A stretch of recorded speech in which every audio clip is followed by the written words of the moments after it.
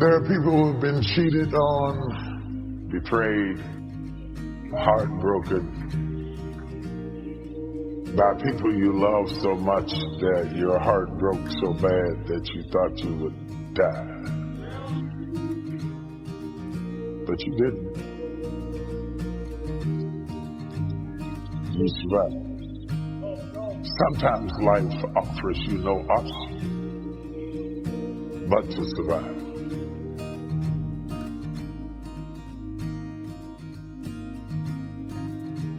Make yourself more valuable to the marketplace. I'm telling you, you can so dynamically change your income, and economics is the least of the values that you can start earning in terms of equity. If you'll start working harder on yourself than you do on your job. Work hard on yourself and develop the skill. Work hard on yourself and develop the graces. All of the stuff necessary to become more valuable to the marketplace. I'm telling you, your whole life can explode into change. Promotions, no problem. Becoming more valuable to the company, I'm telling you, no problem. Money, no problem. Economics, no problem. Future, no problem. If you just go to work on the right thing. Not get things out there to change. Don't try to change the seed. Don't change the soil.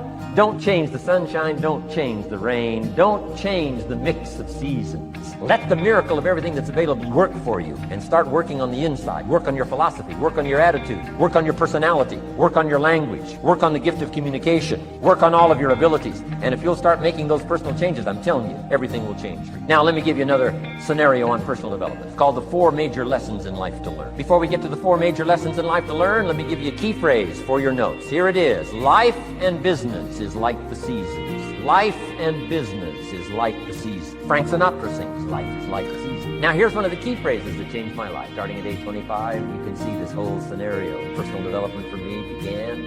I've never been the same since. Here's the next key phrase. You cannot change the season, but you can change yourself. You can't change the season, but you can change yourself. My best hope, right? When I'm 25 years old, my best hope was to go through the day with my fingers crossed saying, I sure hope things will change. I sure hope things will change. It seemed to be my only way for my life to get better if things would change. Here's what I discovered. It isn't going to change. It isn't going to change. It doesn't matter about what happens to you. What matters is, what are you going to do about it? What are you going to do now, Les? Huh? How long are you going to tell everybody at the bus stop and anybody who would stand and listen to you? How long are you going to repeat the same thing over and over and over and over and over again? How many times do we have to hear that? Don't go around telling people what your story is. Everybody has a story. 80% don't care and 20% glad it's you. They say, I'm glad that didn't happen to me.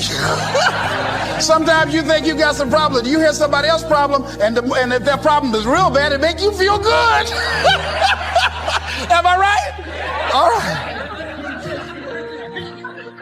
So I had to let that go. All of us got stories to tell. Chicken Man allowed his tragedy to destroy his life. All of us have experienced some tragedy, and if we haven't, we will. And you can either let it destroy your life, or you can build upon it. You can permit it to let it hold you down, or you can decide, I'm not going to let that happen to me. I'm bigger than this. Make a declaration to yourself. Declare all-out war that you're going to get out of this rut. I don't care how good you are. I don't care how talented you are. I don't care how much you work on yourself. There are some times when things aren't going to go right. They just are not going to go right. There are times when anything that can happen will happen. Murphy's Law will be knocking at your door. Why? I don't know why. That's called life. And you have to deal with it. You don't have to know the markets. He said, what if I die? Someday I will. How might my kids have money? How will my philanthropic areas have money? And here's what I'm going to do. I'm going to figure out why a balanced portfolio doesn't work in 2008 or 2000. And everything we've been taught about finance is wrong. And the Da Vinci of investing figured it out and has done it for himself for a decade and a half. And he tested it back to 1925. And it just makes money in any environment. So now his clients get to do it. Not the 1%, not the 0.0, the 0.001%. So I'm sitting down with Ray and I get him to explain how it works. And at the end, we're engaged 3 hours into it. And he tells me how this works. And I said, this is beautiful, but I'm doing this. So I'm not doing this for money. I'm giving all the money away. I want people to have answers. And you just got done saying the average person going to the wealth manager will never work. They can't possibly do it. They might be sincere. They might even put their money in the same place they put you. But how many gold medals have they won, he said? Those are the only people that win. There's only a few. It's a giant poker game with a few winners. So you just said they're not going to win with anybody else. So I said, this is worthless without knowing the exact recipe. How much in this, how much in that, how much in this percentage. Well, I got $1,000 or 20 million, 200 million. That's 20. That's what I said. It's off. That's what $5 billion and 100 million used to get you. I said, yeah, but you won't take anybody's money. So yeah, I said, you're giving away half your fortune with 14 billion. You're a giver. Help a guy out. And he goes, it's really complex. I can't really just share it that way. I said, I know it's complex, but I'm a pretty smart guy and I'm good at simplifying. I believe complexity is the enemy of execution. That's what it is. You got to make it so simple, people do it. Complexity is the enemy of execution. So I'll get it simple. You get it to me, I'll make it simple. He goes, well, he uses leverage. I said, give me one that doesn't leverage. Anybody can do. They can do it ETFs. He goes, well, I don't know. I don't know what that's going to look like. It won't be perfect. I said, your worst plan is going to be better than anybody else's best plan. And then he this moment of engagement, this magic moment, he opens up and he goes, okay, I'm right like race. I got the video game going. I'm feeling this vibration in my body. I left so excited, knowing it was something special and not knowing what it was. But that formula, so to Hightower, $30 billion asset company, said, test this 30 years, 40 years, 75 years. How's this done? Over all that time period. In the last 30 years, it lost money 4 times. Made money every other time. And it was 4 times, one of the losses was 0.003. So really, practically lost money 3 times. You know what the average loss was? 1.9%. The average gain, just under 10 all in. The largest loss in 75 years. It's been right 85% of the time. The largest loss was 3.95, as that was 2008. Less than 4% when the rest of the world from top to bottom lost 51%. It's in my book. So much of my partners are like, hey, this is business. Don't put that shit in the book. And I said, you know what, it is a great business. We can help people do it if they want to do it, but it wasn't offered in that spirit. So it's there. I tell you this because I want you to understand with engagement, you can get anything. But engagement, I want you to define it, I want you to experience it. So what's the first thing that allows you to engage someone? What's the number one thing? Right now, if I said to you, what is it? How many think Mark is a fairly engaging guy without blowing smoke? How many have to say this guy's pretty damn engaging? Say I. What makes him engaging? What makes somebody you find engaging? What makes them engaging to you? What is it about them? Think about it. Say it out loud. What makes somebody engaging? The positive? What's that? Eye contact makes somebody engaging. She's talking about another level of engagement. I can feel it right now. What else creates somebody engaging? Come on. Smile. What else makes them engaging? Energy, passion, talking the truth instead of what you want to hear. Who loves someone who will tell you the damn truth in the world we do? It's the world, not even reality television is freaking real anymore, right? Raw and real may not sound good, but it sure feels good because you know it's there. Sincerity, when you feel like somebody, how about caring? When you feel like somebody truly cares about you, does that make you engage more, right? What makes something disengaging to you? What makes you disengage with someone? Lying, when you can't trust them. Arrogance, when they try to control you. What disengages you? When they come up to hit on you and they're not even committed, you're like the 12th person and you can feel it. When they're insincere, disengages you. What's that? When the communication or the relationship is one-sided, totally disengages you, doesn't it? Inauthenticity. Whereas authentic does engage you, doesn't it? Right? What's that? Yes, when they're on their phone talking to you while they're also doing something else. How many love this experience? And yet we've made it culturally okay. Depending upon what generation you're in. Depends on how your mindset is, where you live in the world, I guess, to some extent. But all the things you said are true. When you feel that someone cares about you, is interested in you, is sincere with you, shares the same interests, is trying to accomplish something, if there's that caring, sincerity, mission, passion, is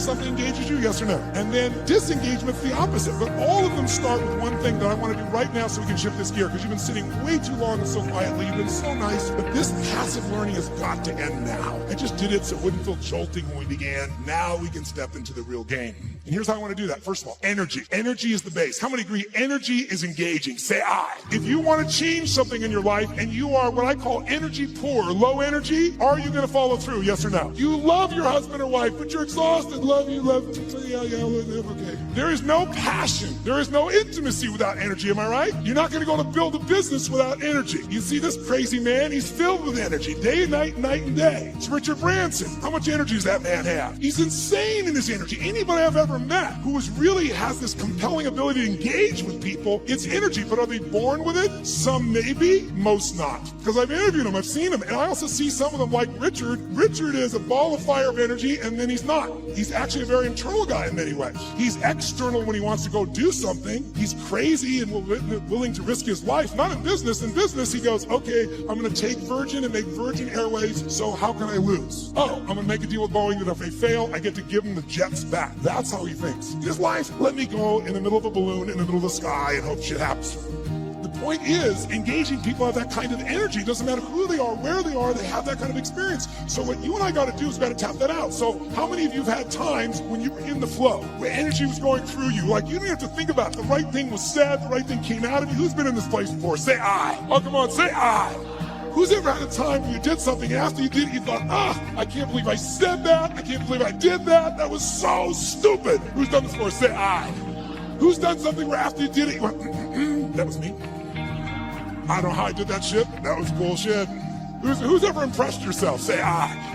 Now you're the same person. How come one situation you're an idiot, the other one you're brilliant? Who's ever forgotten how to spell your own, how to remember, let's say, your own email or your home phone number, or how to spell a difficult word like the? Let me see your hands here. In fact, phone numbers are crazy now for most of us, right? Because now we have this outboard brain. If we lose this brain, we're screwed. I don't even know how to call my mom, for God's sakes, right? You don't know what to do when you don't have this thing. You will fail.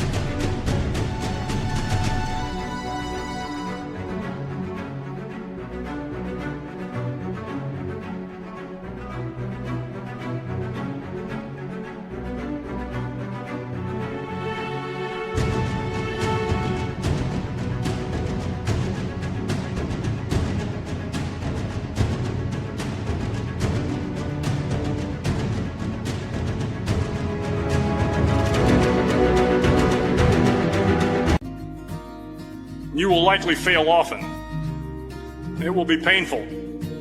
It will be discouraging. At times it will test you to your very core. It will not be easy.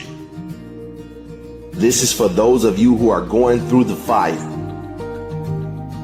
Those of you who are wondering, how can I keep going like this?